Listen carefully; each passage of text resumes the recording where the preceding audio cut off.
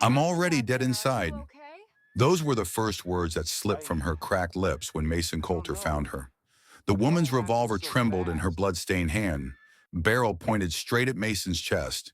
Her eyes, wild with fear yet hollow as an abandoned well, reflected the last crimson rays of the Texas sunset.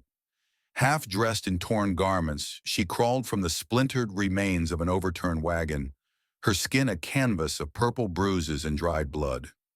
Mason stood motionless, his weathered hands raised shoulder high. The former Texas Ranger had stared down the barrels of too many guns to count. But something in this woman's broken gaze cut deeper than any bullet ever could. "I'm not him," Mason said, his voice steady as iron. "Whoever you're running from, I ain't him." The woman's eyes widened slightly before rolling back in her head. The revolver slipped from her grasp as she collapsed into the dust. Mason lunged forward, catching her before her head struck the ground. A quick examination revealed what he feared: 3 broken ribs, a deep gash along her shoulder, and evidence of a beating so savage it made Mason's jaw clench like a vice. Thunder rolled across the darkening sky as Mason lifted her onto his horse. The Lone Star Ranch was still 3 miles east, and a storm was closing in fast. He secured her to his saddle, mounted up behind her, and spurred his stallion into motion. The rain began to fall as they disappeared into the gathering darkness. The single-room cabin that served as Mason's home stood apart from the main ranch house. It wasn't much, a sturdy shelter built with his own hands after leaving the Rangers 3 years back. Inside, mounted on the wall above the stone fireplace, hung his Winchester Model 1873, the gun that won the West, alongside the Colt Peacemaker he'd carried through 12 years of service. Mason gently laid the unconscious woman on his bed, then set to work. He cut away the tattered remains of her dress with his hunting knife, keeping his eyes clinical and focused only on her injuries. From his ranger days, he knew field medicine better than most doctors. He cleaned her wounds with whiskey, stitched the deepest gashes with catgut, and bound her ribs with strips torn from a clean sheet. When she finally opened her eyes the next morning, Mason was sitting across the room, coffee mug in hand. "You're safe," he said before she could panic. "Lone Star Ranch. My name's Mason Coulter." "Sarah," she whispered, her voice like dry autumn leaves. "Sarah Blackwood." Mason's hand tightened imperceptibly around his mug. Blackwood. He knew that name. Over the next 2 days, as Sarah regained her strength, her story spilled out in fragments. She was the wife of Victor Blackwood, the blacksmith from Redemption Springs. Mason had never met Victor, but he knew the man by reputation, a skilled craftsman who forged weapons for the Sutton Gang, the same outlaws Mason had hunted for years. Sarah's marriage had started hopefully enough, but Victor's jealousy festered like gangrene. His suspicions grew alongside his whiskey consumption. Any man who smiled at Sarah, any shopkeeper who treated her kindly, all became targets of Victor's rage.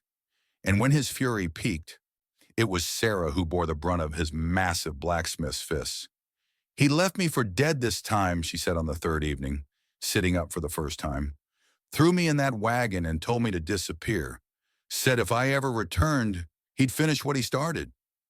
Mason nodded silently, his face betraying nothing. But as Sarah raised her hand to brush back her hair, something caught the firelight, a small silver pendant around her neck, fashioned in the shape of a sparrow in flight. Mason's blood turned to ice. He recognized that pendant. He had commissioned it himself from a silversmith in Austin, a gift for his wife Elizabeth on their 5th anniversary. The same pendant Elizabeth had been wearing the day the Sutton Gang raided his old homestead while he was away on ranger business, the day they burned his house to the ground, the day they took Elizabeth's life. "That necklace," Mason said, his voice suddenly husky. "Where did you get it?" Sarah's fingers touched the silver sparrow. "Victor gave it to me after one of his better days. Said he won it in a card game." She looked up, reading Mason's expression. "It was stolen, wasn't it?" Mason didn't answer directly. "Get some rest," he said, standing abruptly. You're still healing. That night, Mason sat on his porch, cleaning his peacemaker by the light of a coal oil lamp. Each mechanical click of the cylinder, each wipe of the oiled cloth, helped quiet the storm in his mind. Victor Blackwood hadn't just armed the men who murdered his wife. He'd taken her pendant as a trophy. The connection was unmistakable. Mason had spent 3 years trying to leave the violence behind, building something peaceful on this stretch of Texas soil. But some debts could only be paid in blood. At dawn, Mason spotted them through his brass spyglass. 6 riders approaching from the west, dust rising behind them like the devil's own breath.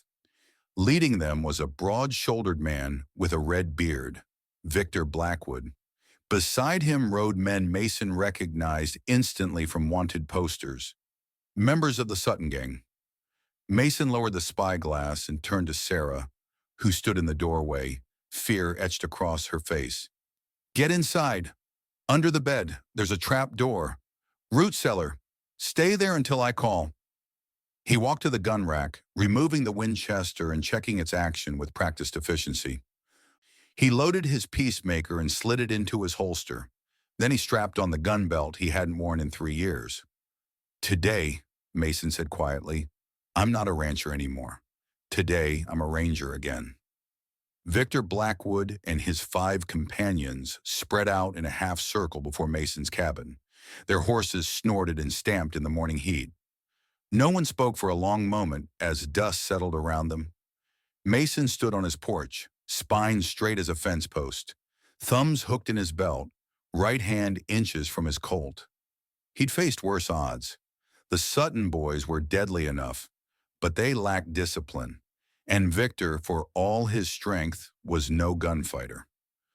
You've got something of mine, Coulter, Victor called out, his voice like gravel in a bucket. Funny, Mason replied. Was about to say the same to you. Victor's face flushed beneath his beard. My wife, I know she's here. The lady came here half dead, Mason said. Said her husband did the work. Now, I don't much involve myself in marital disputes, but I draw the line at beating women near to death. Victor spat into the dirt. That's my property you're talking about. No man owns another soul in Texas, Mason said, his voice dropping dangerously. Not since the war ended. Now turn around and ride out. One of the Sutton boys, a weasel-faced man named Tanner, leaned toward Victor. That's him, the ranger who killed Jessup. That's Coulter. Victor's eyes narrowed. Well now, seems we've got ourselves a celebrity, boys. Mason Coulter himself. He straightened in his saddle.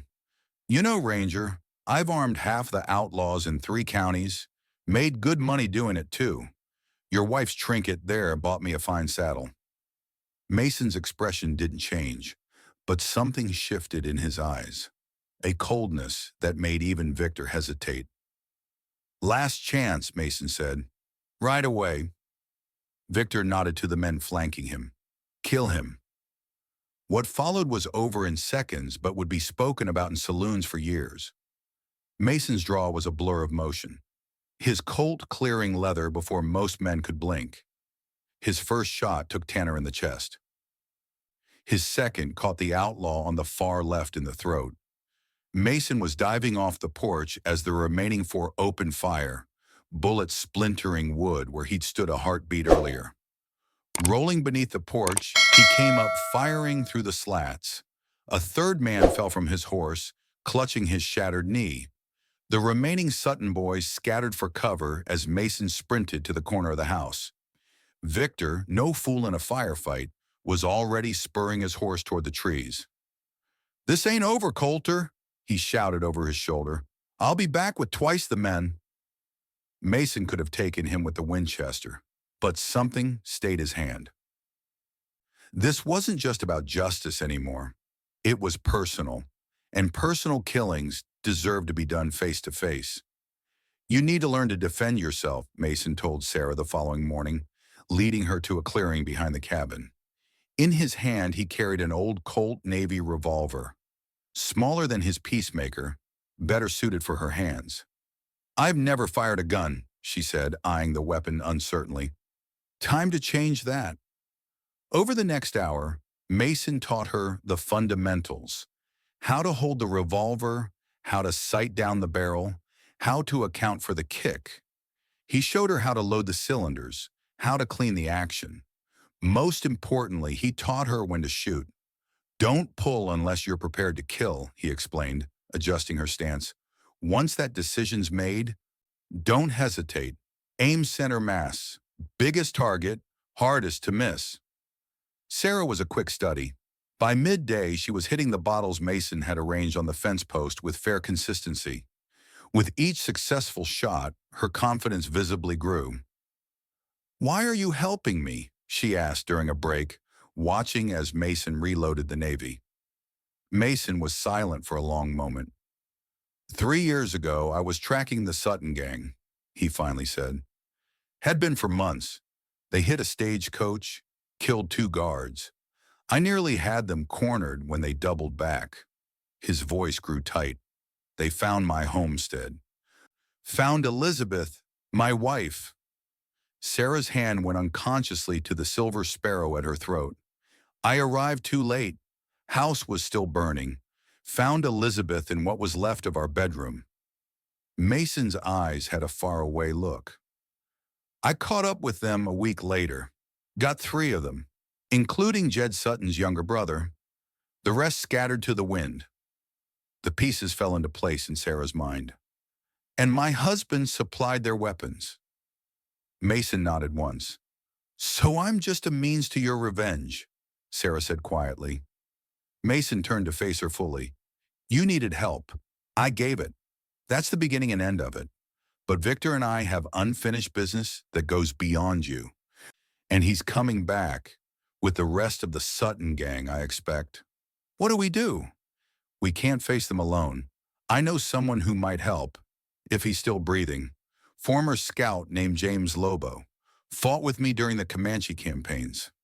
Best tracker I ever knew. Mason handed the Navy back to Sarah. We ride at dawn for Diablo Crossing. The journey to Diablo Crossing took 2 days of hard riding across sun-baked terrain. Mason led them through arroyos and scrubland, avoiding the main trails. He taught Sarah how to spot signs of pursuit: dust clouds circling buzzards, the distant glint of sunlight on metal. They traveled light, making cold camps, speaking little. Diablo Crossing had grown since Mason last saw it, now a proper town with a church, a bank, and 3 saloons. They left their horses at the livery and made their way down the main street, drawing curious glances. A woman in riding clothes was unusual enough, but the sight of her armed with a holstered Navy revolver raised eyebrows even in frontier Texas. They found James Wolf Lobo at the Broken Spoke Saloon. The black former scout had aged in the years since Mason had seen him, silver threading through his close-cropped hair, but his shoulders were still broad as a bull buffalo's. The star pinned to his vest came as a surprise. Deputy Marshal now? Mason asked as they shared whiskeys in a corner table. Lobo's deep laugh rolled through the smoky air. Town needed someone who could shoot straight and didn't scare easy. Wasn't many candidates. His dark eyes shifted to Sarah. Your lady friend's got trouble written all over her. Mace. She's not my lady, and the trouble's not hers. It's riding with Victor Blackwood and what's left of the Sutton gang. Lobo's expression hardened. Sutton. Haven't heard that name in a while. As Mason explained the situation, neither man noticed the wiry cowhand at the bar watching them with too much interest. When the man slipped out the bat-wing doors, Sarah caught the movement, but thought nothing of it. Her attention snapped back when the saloon doors burst open minutes later. 3 men entered, hard cases with gun-calloused hands and cold eyes. The saloon fell silent as they approached Mason's table. Well now, said the leader, a pockmarked man with a cavalry mustache. Heard we had visitors, didn't know it was the famous Mason Coulter himself. Mason didn't rise. Don't believe we've been introduced. Name's Harker. These are my associates, Pike and Donovan. The man's grin was all predator. "We ride with Victor Blackwood, and that there," he nodded toward Sarah, "is the boss's wayward wife." What happened next unfolded in heartbeats. Harker reached for Sarah. Mason's boot caught him in the knee, sending him staggering. Pike went for his gun, but found himself staring down the barrel of Lobo's Remington. Donovan managed to draw before Mason's fist connected with his jaw, sending his shot into the ceiling. The saloon erupted into chaos. Patrons dove for cover as Mason grappled with Harker. Lobo disarmed Pike with a savage twist that snapped the man's wrist. Sarah, remembering Mason's lessons, drew her navy and backed against the wall, covering their flank. When the dust settled, all three of Blackwood's men lay unconscious or groaning on the sawdust-strewn floor. Mason flexed his bruised knuckles, and Lobo straightened his deputy's badge. "Like old times," Lobo said, a grim smile crossing his face. The moment of victory was short-lived. The Batwing doors swung open again, revealing a silver-haired man wearing a sheriff's star. Walter Hayes, flanked by two deputies. "What in God's name is happening in my town?" Hayes demanded, surveying the wreckage. Lobo stepped forward. "Sheriff, these men assaulted our guests. We responded accordingly." Hayes's eyes narrowed, taking in Mason, then Sarah, then the three men on the floor. "Your guests brought trouble to my doorstep, deputy." He turned to Mason. "I know you, Coulter. Your reputation precedes you." "As does yours, Sheriff," Mason replied carefully. "Your handling of the Rio Diablo land disputes was memorable." Something cold flickered behind Hayes's eyes, but his expression remained neutral. "The lady can stay at the jailhouse for her protection. You and Lobo clear this mess up, then we'll talk." As Sarah was escorted out, Hayes lingered behind. No one noticed him bend down beside the semi-conscious Harker, or the words whispered between them. No one saw him slip away to the telegraph office later that afternoon, or the message he sent. "Coulter and woman in Diablo. Stop, bring everyone." Stop Hayes night had fallen when Mason and Lobo finalized their plans. They'd recruited two more allies. A former artillery sergeant named Anders, who'd lost an arm at Shiloh, and a half-Mexican bounty hunter called Reyes. With Sarah, they made 5 against what they estimated would be at least 12 of Blackwood's men. "Not great odds," Reyes commented, examining the rough map Mason had drawn of his ranch. "Had worse," Lobo replied. Their strategy was simple but sound. Set traps along the likely approach routes, create choke points, use the cabin's sturdy walls for cover. Anders knew how to rig simple explosives from black powder and scrap metal. Reyes was deadly with a rifle at distances that seemed impossible. When they returned to the sheriff's office to collect Sarah, they found the front door unlocked, the cells empty. On the sheriff's desk lay a single silver pendant, a sparrow in flight. "Hayes," Mason growled, his voice deadly quiet. "He's with them." They tracked Hayes and Sarah to an abandoned way station 10 miles outside town. Mason spotted the glow of lanterns through his spyglass, counted at least 9 men moving around the old stone building. Too many for a frontal assault, especially with Sarah as hostage. "We'll circle around. Come in from the—" Mason began, only to be cut off by the report of a rifle from the ridgeline above. Lobo cried out, clutching his thigh as blood blossomed through his trousers. "Ambush!" Reyes shouted, moments before bullets began tearing through the brush around them.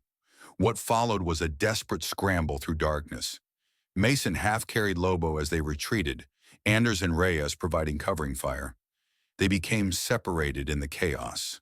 When dawn broke, Mason found himself alone, having carried Lobo to a secluded cave before going back for the others, only to find no trace of them.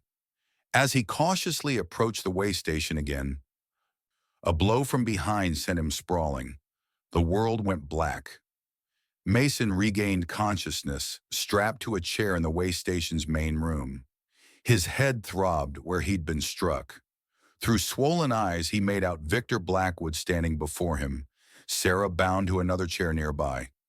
Sheriff Hayes leaned against the wall, cleaning his fingernails with a penknife. "The mighty Mason Coulter," Victor said, his voice thick with satisfaction. "Not so mighty now." Mason said nothing, assessing the room. 4 men visible, likely more outside. His weapons were gone, his hands secured behind him. Victor nodded to one of his men, who drove a fist into Mason's stomach. Mason absorbed the blow silently, refusing to give them the satisfaction of his pain. "Your ranger friends took my brother," Victor continued, circling Mason's chair. "You took my wife. Seems only fair I take everything from you." He paused, reaching into his pocket to withdraw a gold watch. Mason recognized it instantly as his father's. Thought lost in the homestead fire. "Found this on your wife before we strung her up," Victor said, dangling the watch before Mason's eyes. "She begged, you know. Called your name." Mason lunged against his restraints, the chair legs scraping against the floorboards. Victor laughed, stepping back. "I've been planning this for years," he continued. "Hayes here has been my eyes and ears. When Sarah ran, it was the perfect opportunity to draw you out." Victor turned to Sarah. "Nothing personal, my dear. You were always just the bait." Victor stepped outside with Hayes, leaving 2 men to guard the prisoners. Through the window, Mason could see more of Blackwood's men arriving. The full might of the Sutton remnants gathered at last. Sarah caught his eye across the room. Her face was bruised, but her gaze remained steady. She shifted slightly, revealing that her right hand, hidden from the guard's view, was working at the ropes binding her. Mason understood immediately. He needed to create a distraction. "Water," he croaked to the nearest guard. "Need water." The guard snorted but moved closer with a canteen. As he bent down, Sarah's hand came free. She reached beneath her skirt to the small knife Mason had shown her how to conceal in her boot. The knife now embedded in the guard's neck before he could cry out. The second guard turned at the sound of his companion falling, but Mason had already toppled his chair sideways, sweeping the man's legs from beneath him. Sarah was on him in an instant, driving the knife between his ribs with desperate strength. Hands still bound. Mason watched as Sarah retrieved the keys from the dead guard and unlocked his restraints. "You're a quick study," he said quietly. Sarah's eyes were hard as flint. "You taught me to fight. Now let's finish this." They slipped from the way station during the midday meal when most of Blackwood's men were distracted. Using techniques Mason had learned from the Comanche, they made their way through the scrubland to a ridgeline overlooking the station. To Mason's surprise, they found Lobo there, his leg crudely bandaged, covering the area with a Winchester rifle. "Thought you were dead," Mason said, genuine relief in his voice. "Not yet," Lobo grinned through pain-clenched teeth. "Anders and Reyes are setting up on the North Ridge. Figured you'd make it out somehow." Mason quickly outlined what they'd learned. Hayes' betrayal, Victor's long-planned revenge, the gathering of the entire Sutton remnant. "There's at least 15 of them now," he concluded. "Still better odds than Chimney Rock," Lobo said, referring to a skirmish years earlier where the 2 of them had faced down nearly 30 Comanche warriors. "Barely survived that one," Mason reminded him. "But we did survive." They spent the afternoon preparing. Using knowledge gained from years on the frontier, they crafted traps from available materials. Deadfalls, trip lines, brush fires timed to start after sundown. Anders's explosives were positioned at key points. Reyes found the perfect sniper's nest atop a rocky outcropping. Their plan was simple: divide, disorient, conquer. Use the coming darkness to their advantage. Strike from multiple angles, make their small force seem larger than it was. As dusk approached, Mason pulled Sarah aside. "You've done enough. Stay here with Lobo. If things go wrong, head east toward Fort Davis." Sarah shook her head. "My husband murdered your wife, used me to trap you. This is my fight too." Mason recognized the resolve in her eyes. the same steel he'd seen in Elizabeth's gaze years ago. He nodded once. "Stay behind me. Watch my back. No unnecessary risks." The attack began at dusk with Anders's first explosion, a thunderous blast that sent Blackwood's men scrambling for cover. Reyes began picking them off from his hidden position as they emerged. Mason and Sarah circled to the rear of the way station, where Hayes kept his horse. Just as they'd hoped, Hayes rushed out at the commotion, making for his mount. He never saw Mason emerge from the shadows. "Going somewhere, Sheriff?" Mason's voice froze Hayes in place. Hayes turned slowly, his hand hovering near his revolver. "Coulter, should have known you'd slip away somehow." "You betrayed your badge," Mason said, his peacemaker aimed squarely at Hayes's chest. "Helped murder innocent people." "There's no law out here but what men make," Hayes sneered. "Sutton pays better than the county ever did." Hayes went for his gun. Mason's shot took him in the center of his chest, the impact lifting him off his feet. As Hayes lay dying in the dust, Mason retrieved his father's gold watch from the sheriff's pocket. The explosion had drawn most of Blackwood's men to the front of the way station, leaving the rear entrance lightly guarded. Mason and Sarah slipped inside, moving from room to room with lethal efficiency. 3 more of Blackwood's men fell before they reached the main room and found Victor waiting, a double-barreled shotgun leveled at the door. "Should have known," Victor snarled, his face illuminated by lantern light. "Come to finish our business, Ranger?" "3 years overdue," Mason replied, his peacemaker steady in his grip. What neither man noticed was Sarah quietly positioning herself near the window, the Navy revolver in her hand. "Your wife died screaming," Victor said, his finger tightening on the trigger. "You'll join her tonight." 3 shots rang out in rapid succession. Victor's shotgun blast tore through the empty space where Mason had stood a heartbeat earlier. Mason's bullet caught Victor in the shoulder, spinning him halfway around. But it was Sarah's shot that found Victor's heart.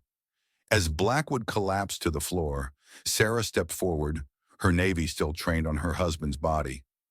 "I'm not your property," she said, her voice steady. "Not anymore." Outside, the battle raged on.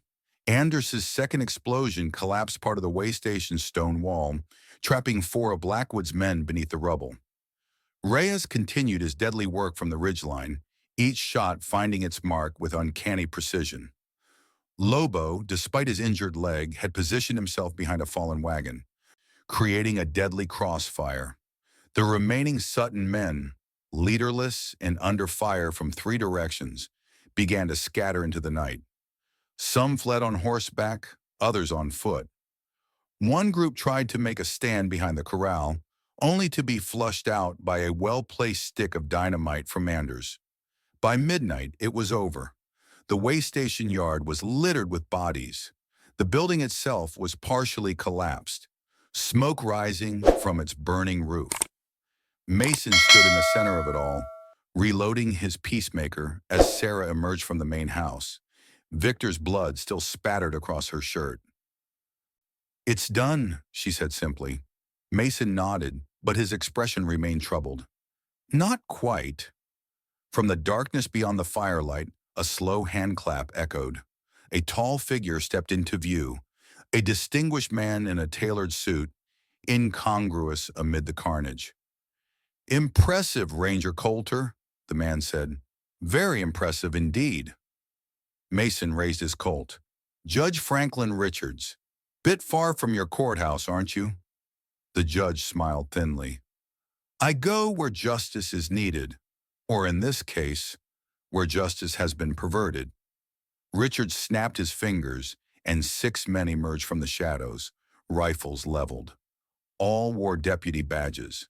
"You see, these men are actually lawmen, and you, Mr. Coulter, have just participated in the massacre of several citizens who were legally deputized this morning." Richard's smile broadened. "Sheriff Hayes sent word of your vigilante intentions." Sarah gasped. "It's a setup." "Indeed," Richards nodded. Hayes was merely following orders. My orders.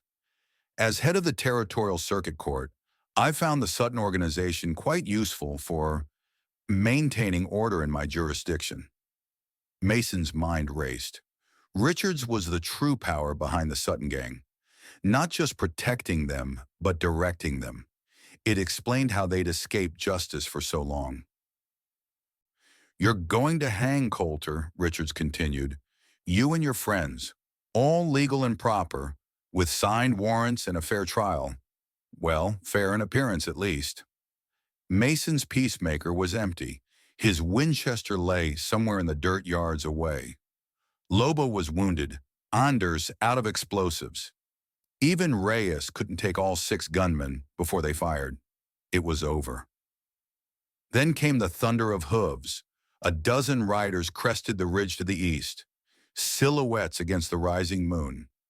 At their head rode a tall figure Mason recognized instantly, Captain Harlan Blake of the Texas Rangers. "What's this?" Richards demanded, turning toward the newcomers. "That," Mason said, a smile touching his lips for the first time in days, "is what real justice looks like." The Rangers descended like avenging angels, rifles raised. Richards's men hesitated, caught between their master's orders and the approaching lawmen. "Put down your weapons!" Blake's voice boomed across the yard. "By order of the Texas Rangers."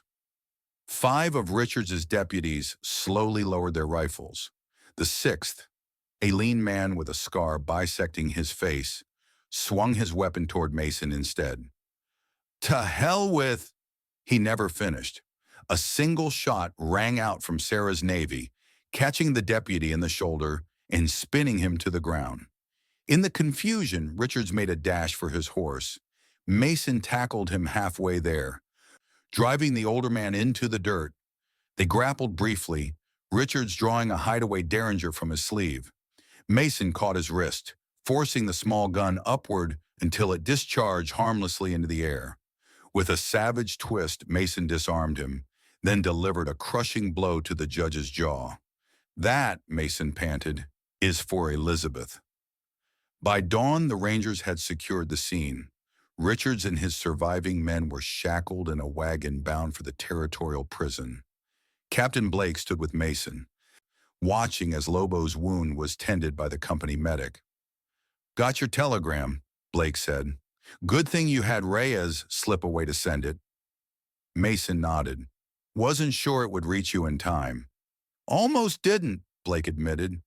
"But when a former Ranger says Judge Franklin Richards is running the Sutton gang, we ride hard." He studied Mason thoughtfully. "Speaking of riding, Rangers could use a man like you again. Badge is waiting if you want it." Mason glanced towards Sarah, who stood apart from the others, watching the sunrise. 3 weeks ago, she'd been a desperate woman crawling from the wreckage of her life. Now she stood straight-backed, a revolver on her hip, her eyes clear and focused. "Need to think on it," Mason told Blake. "Got a ranch that needs tending." Later, as they prepared to ride back to Lone Star, Sarah approached him.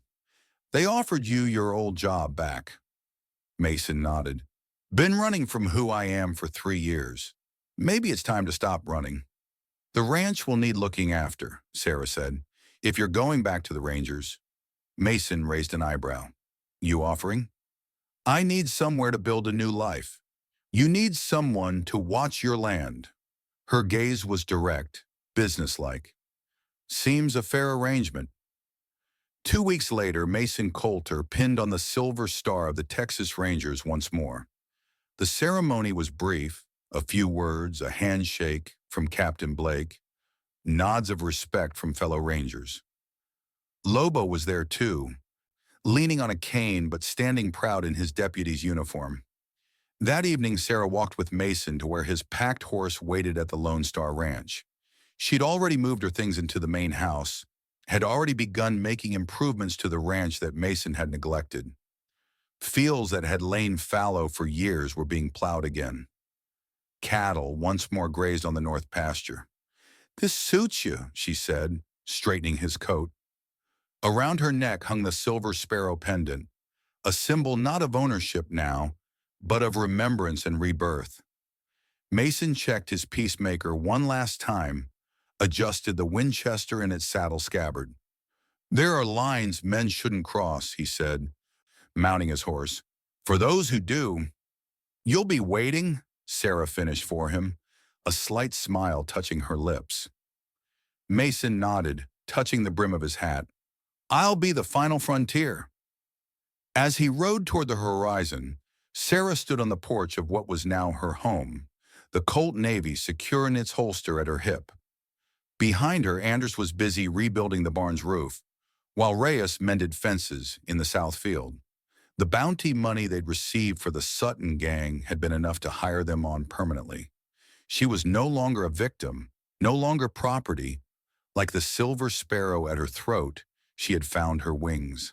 And for the first time in years, she felt truly alive inside.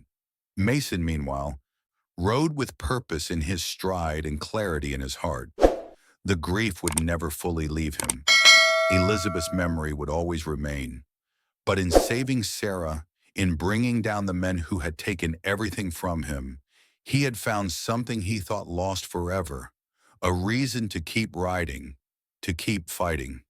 The trail ahead might be long, but the badge on his chest caught the morning sun like a promise. Some men were born to stand between civilization and chaos, to be the final frontier of justice in a lawless land. And Mason Coulter was such a man.